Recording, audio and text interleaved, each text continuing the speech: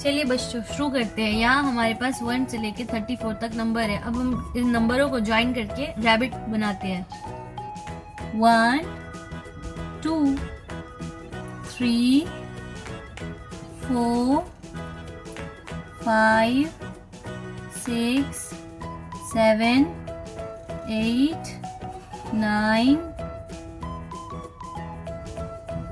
10 11 12 13 14 15 16 17 18 19 20 21 22 23 24 25 26 27 28 29 30 31 32 33 34